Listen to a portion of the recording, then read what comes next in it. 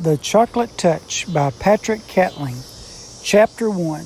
Most of the time, John Midas was a very nice boy. Every now and then, of course, he broke the rule. Such as the rule against pretending to be a tiger when his sister Mary was supposed to be getting to sleep. Generally speaking, however, he behaved very well.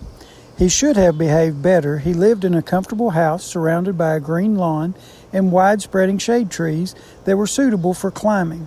His mother was gentle as well as practical. His father, when he didn't have to hurry to town, spent hours telling John interesting things about baseball, beetles, birds' nests, boats, brigands, and butterflies.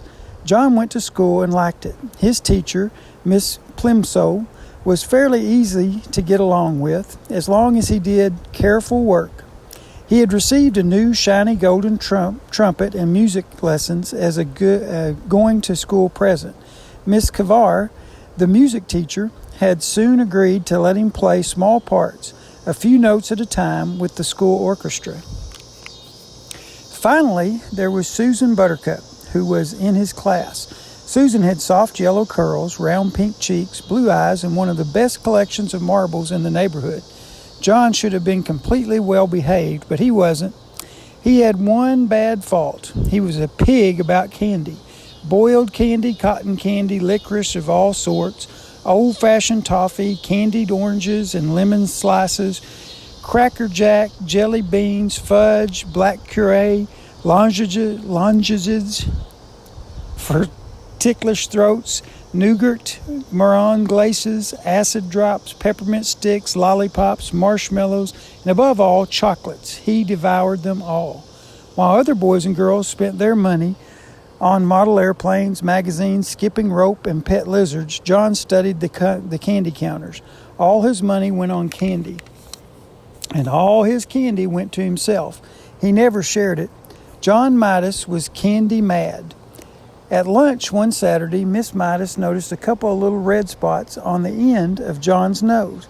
"Look," she said to Mr. Midas, "John has spots." Mr. Midas leaned forward to look at them. He gravely shook his head and clicked his tongue.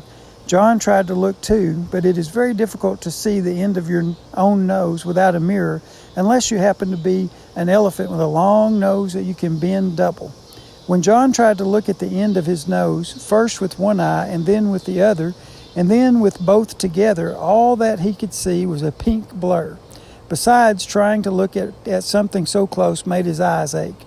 "I can't see any spots, Mother," John said. "Well, I can," Mr. Midas said.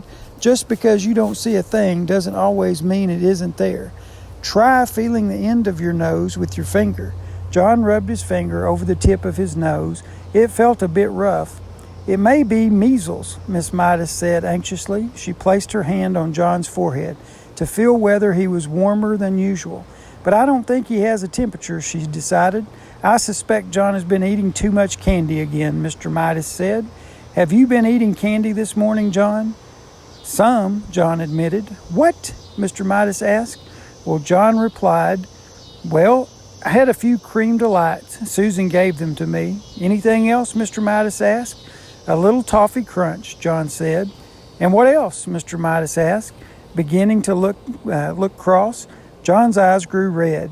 He knew he wasn't supposed to eat candy before meals. "Oh, only hardly anything else," he said.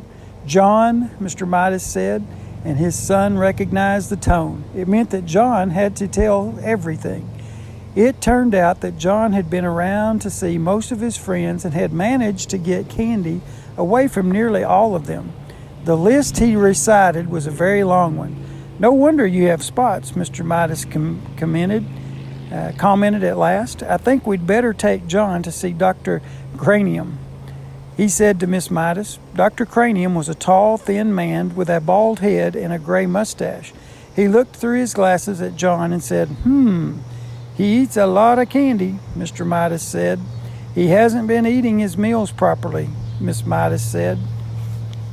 "That's just what I thought," Dr. Cranium said.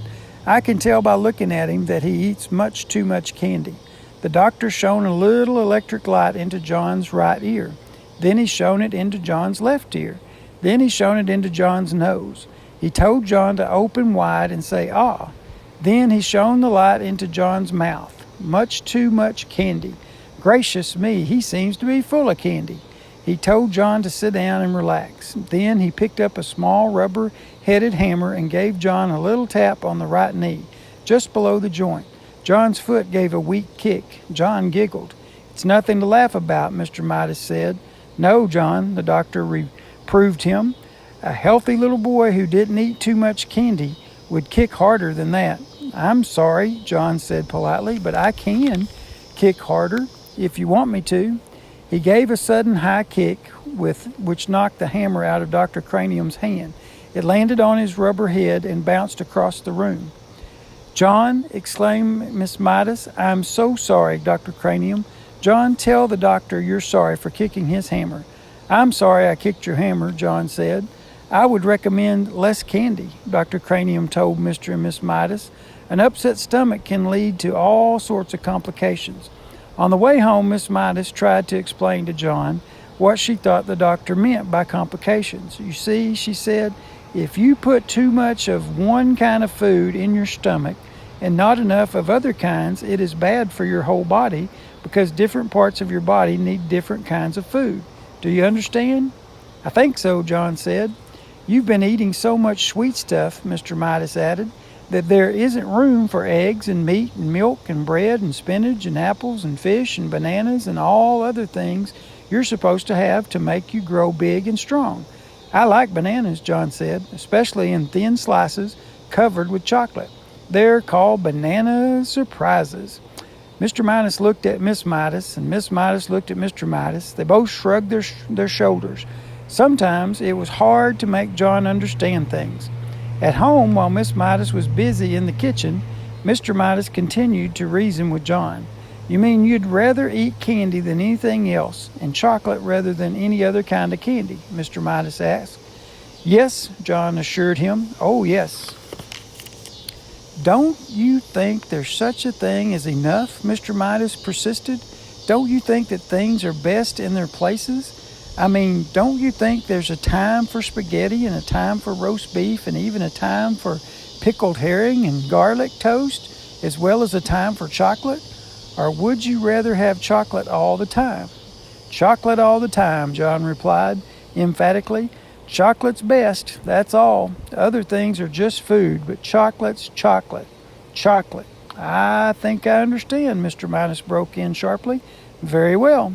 He took a deep breath and went on. "John," he said, "if you can't understand what sort of diet is really best for you, can't you at least get into your head that you make your mother very unhappy when you eat so much candy that you can't eat anything else?" The conversation always seemed to get around to the effect of John's candy eating on John's mother.